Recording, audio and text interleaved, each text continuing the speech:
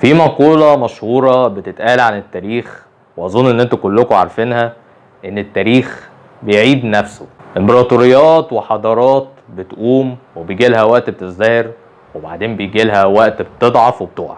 من أول الحضارة المصرية القديمة للحضارة اليونانية للرومانية للصينية للهندية لليابانية للدولة الفاطمية للدولة العباسية للمماليك للإمبراطورية العثمانية للإمبراطورية البريطانية، وضيف زي ما تضيف. النهاردة هكلمكم عن إمبراطورية معاصرة، ومعاصرة هنا مش معناه الوقت الحالي اللي احنا فيه، إنما أنا قصدي إمبراطورية مستحدثة كانت في فترة من الفترات أثرت في العالم وقدمت نظام اقتصادي وسياسي، ولكن بالرغم من كده قعدت وقت قصير جدا.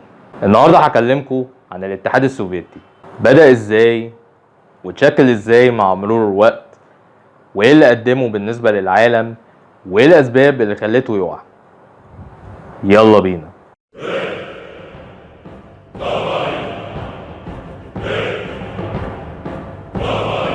عشان نعرف الاتحاد السوفيتي بدأ ازاي، تعالوا نروح لروسيا، البلد الأم للكيان ده، ونعرف حالها كان عامل ازاي.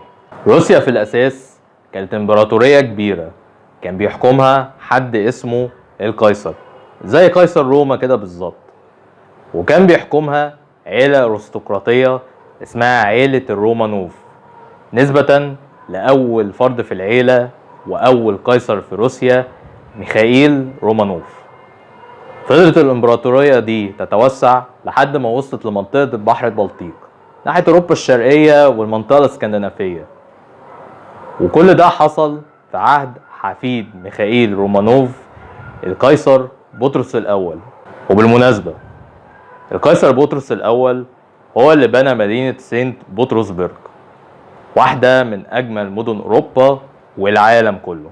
وزي أي إمبراطورية، روسيا تعرضت للغزو من كذا حد، سواء من السويد، سواء من الإمبراطورية العثمانية، أو سواء حتى من الإمبراطورية الفرنسية.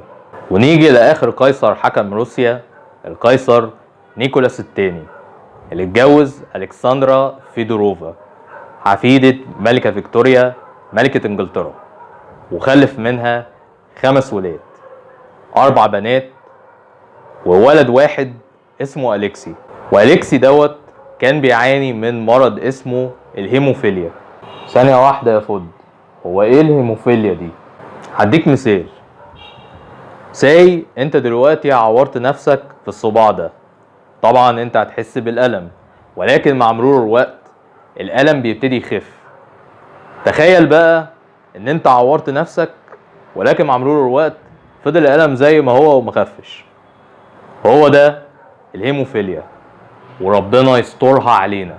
وعلشان ألكسندرا فيدوروفا تعالج المرض ده، راحت لجأت للراجل الأمور اللي قدامك ده، ميخائيل راسبوتين، صاحب أغنية راسبوتين اللي انتوا أكيد كلكم عارفينها. وزي اللي حصل في فيلم البيضة والحجر لأحمد زكي، ميخائيل راسبوتين استغل خوف العيلة للوريث الشرعي ليها لصالحه، ومن هنا ابتدى الفساد ينتشر في روسيا، لدرجة ان العمال والفلاحين اعترضوا وعملوا اضرابات ومظاهرات. وروسيا خسرت في حربها ضد اليابان في سنة 1905، وخسرت قصاد ألمانيا في الحرب العالمية الأولى، وعملت معاهدة سلام معاها.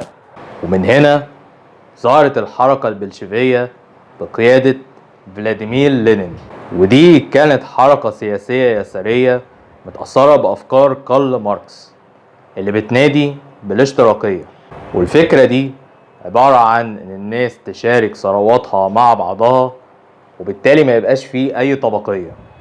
وقامت الثورة البلشفية او الثورة الروسية في اكتوبر سنة 1917 بمشاركة العمال والفلاحين ضد النظام القيصري في روسيا، وتم اعدام القيصر نيكولاس الثاني وعيلته، وانتهت الامبراطورية الروسية على كده. وتم تشكيل الاتحاد السوفيتي في سنة 1922، وتم ضم دول في أوروبا الشرقية ووسط آسيا. من ضمن الدول دي عندك روسيا، اوكرانيا، بيلاروسيا، جورجيا، بلغاريا، رومانيا، ارمينيا، اذربيجان، كازاخستان، ليتوانيا، استونيا، ولاتفيا. واتغيرت اسم مدينة سنت بطرسبرج للينينجراد. ويموت لينين في سنة 1924 ويمسك بعديه الحكم تلميذه النجيب جوزيف ستالين، صاحب أشهر شنب في التاريخ بعد هتلر. وخليني أقول لك على معلومة مهمة، جوزيف ستالين ما كانش روسي أساسا، هو كان من جورجيا زي هتلر بالظبط، كان نمساوي وحكم ألمانيا. وسبحان الله يا أخي الاتنين بشنبات، الفرق بس إن واحد شنبه أطول من التاني، واحد شنبه شبه سوبر ماريو والتاني شنبه شبه شارلي شابلن ومحمد صبحي في مسرحية تخاريف. المهم عمك ستالين كان عاوز يحول الاتحاد السوفيتي من كيان زراعي لكيان صناعي، وكل ده في وقت قصير. وقرر ستالين انه يعمل سياسة اسمها سياسة الاستحواذ على كل اراضي الاقطاعيين لصالح الدولة. وخليني اقولك على حقيقة مفجعة، ان ستالين بعد ما استحوذ على كل اراضي الاقطاعيين امر ستالين باعدام كل الاقطاعيين. وخليني اقولك ان جوزيف ستالين كان بيعمل ايه بقى، كان بيزرع الاراضي الزراعية دي وبيصدرها للغرب وياخد فلوس علشان يعرف انه يعمل مكن ويعمل آلات، وده سبب فيه مجاعة كبيرة. وبالتحديد في سنة 1933 في اوكرانيا، واتسمت الحادثة دي حادثة هولدمور او مجاعة بالاوكراني، لدرجة ان ستالين امر الاعلام انه يخبي الحادثة دي عن العامة. والمعلومة دي اتكشفت بعد الاتحاد السوفيتي ما وقع. ستالين كمان دمر كل مصادر اللغة الأوكرانية وهدم الكنائس ودار العبادة. وابتدى يظهر معارضين ضد سياسات ستالين. عمك ستالين يسكت؟ لا، راح عمل شبكة بوليس سرية اسمها الNKVD وقبض على كل المعارضين له ورماهم في الجولاكس أو سجون العمالة، وخلاهم يشتغلوا هناك بالسخرة زي العبيد. ودي البذرة اللي بدأت بسببها المافيا الروسي. وفي سنة 1941 هتلر يخل بمعاهدة السلام بين روسيا وألمانيا اللي اتعملت في الحرب العالمية الأولى ويغزو روسيا، وينجح في انه يسيطر على مدينة كييف عاصمة اوكرانيا وعلى مدينة لينينجراد عشان يتجه بعد كده ناحية ستالينجراد ويسيطر على كل مصانع الأسلحة هناك، وينطلق بعد كده ناحية عاصمة روسيا والاتحاد السوفيتي موسكو. ولكن الغزو يفشل بسبب جو روسيا التلج ومقاومة الجيش السوفيتي القوية. وبعد الغزو ده الاتحاد السوفيتي يعلن الحرب على ألمانيا. وبعد الحرب العالمية الثانية ما انتهت بفوز الحلفاء، انتهى شهر العسل اللي بينهم وبدأت فترة الحرب الباردة، واتسمت كده لأنها كانت حرب بدون سلاح. هي كانت حرب معلومات واستخدام أجهزة استخبارات وزرع جواسيس زي ما شفنا في مسلسل رأفت الهجان، واستخدام القنابل الذرية والحروب بالوكالة. من الآخر كده احنا في الظاهر حبايب مع بعض، ولكن في الحقيقة كل واحد مطلع سكينة وبيطعن التاني في ظهره. وبدأ الصراع يشعل بينهم في الحرب الكورية، ودي كانت حرب أهلية حصلت في كوريا بين الإقليم الشمالي والإقليم الجنوبي. أمريكا دعمت الإقليم الجنوبي لكوريا، بينما الاتحاد السوفيتي دعم الإقليم الشمالي لكوريا. ومن هنا اتكون كوريا الجنوبية الرأسمالية وكوريا الشمالية الاشتراكية والشيوعية.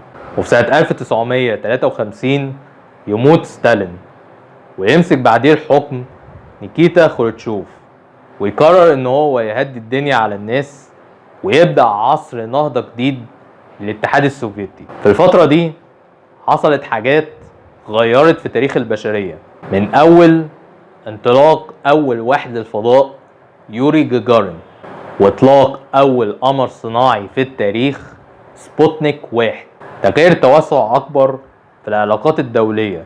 وزي ما انت عارف ان مصر والدول العربية كانوا حلفاء كبار للاتحاد السوفيتي وكان بيمدوهم سلاح، ونفس الكلام مع الدول الأفريقية اللي اتحررت من الاستعمار، لدرجة ان واحدة منهم عملت العلم بتاعها شبه علم الاتحاد السوفيتي، وتم الافراج عن كل المعارضين لستالين، واتطور جهاز الان كي في دي عشان يتحول بعد كده للكي جي بي او المخابرات الروسية. ولكن في عهد خروتشوف اتبنى سور برلين اللي قسم ألمانيا لألمانيا الشرقية وألمانيا الغربية، ده غير ان خروتشوف دعم فيدل كاسترو بصواريخ نووية علشان يضغط على أمريكا.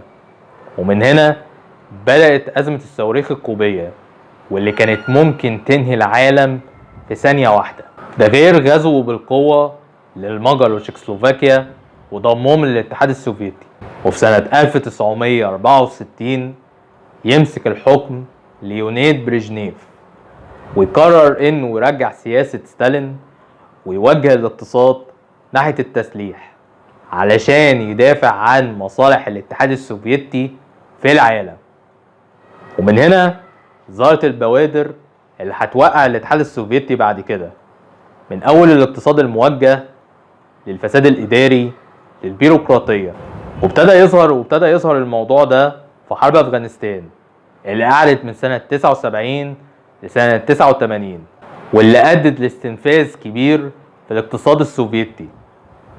وكانت الحرب دي هدفها الدفاع عن الحكومه الاشتراكيه من هجوم المجاهدين الافغان، ويا ريتهم كسبوا الحرب، للاسف خسروها وخدوا على دماغهم. وضيف على كده انفجار مفاعل تشيرنوبل في اوكرانيا وانتشار الاشعاع في اوكرانيا وفي كل البلاد اللي حوالين اوكرانيا. والحزب الاشتراكي امر انه يخبي الحادثه دي عن العامه كلها زي اللي حصل في المجاعه بتاعت ستالين. وسبب الحادثتين دول اوكرانيا رافضه انها تنضم لروسيا حتى يومنا هذا في الحرب اللي شغاله دلوقتي، لانه ده منهم المر وربنا يستر. في الوقت ده ظهر ميخائيل جورباتشوف السكرتير العام للحزب الاشتراكي، اللي قرر بعد كده انه يعمل سياسه اسمها سياسه البيروسترايكا او الاصلاح الاقتصادي، علشان يقضي على الفساد الاداري والبيروقراطيه والاقتصاد الموجه اللي دمر المواطن السوفيتي العادي. ومن بعديها انطلقت مظاهرات سلميه في كل بلاد الاتحاد السوفيتي ما عدا رومانيا اللي كانت ثوره مسلحه، وسور برلين اتهد والمانيا رجعت بلد واحده مره تانيه، والاتحاد السوفيتي وقع في سنه 91 وتم تكوين جمهوريه روسيا الاتحاديه، واتغير اسم مدينه لينينجراد لاسمها الاصلي مدينه سانت بطرسبرغ. وظهر جورباتشوف في اعلان بيتزا هات واللي كان يعتبر علامه لانتهاء الفكر الاشتراكي. بس ده مش معناه ان الفكر الاشتراكي انتهى، لان في دول لحد دلوقتي ماشيه على مبادئ الاشتراكيه. من ضمن الدول دي عندك فيتنام، الصين، وكوريا الشماليه. خلاصه الكلام، الاتحاد السوفيتي كان حلم اليوتوبيا او العالم المثالي اللي يتكلم عنه افلاطون، عالم ما فيهوش طبقيه والناس كلها شبه بعض ومشاركين مع بعض في كل حاجه، ولكن مفيش حاجه بترضي كل الناس. والحلم مع مرور الوقت اتحول لكابوس، والكابوس هو مجتمع بيحكم بالانتقام وبالحديد والنار، وبيظهر قدام العالم ان مجتمع قوي وعادل. بس ده مش معناه ان الرأسمالية فكرة مثالية. في الاخر الفكرتين من صنع البشر، واي حاجة بيفكر فيها الانسان او بيبتكرها ليها ايجابياتها وليها سلبياتها. وبس كده، الفيديو انتهى. لو عجبك الفيديو دلوقتي ما تنساش تعمل لايك وشير وسبسكرايب، واشوفك في فيديو جديد. سلام.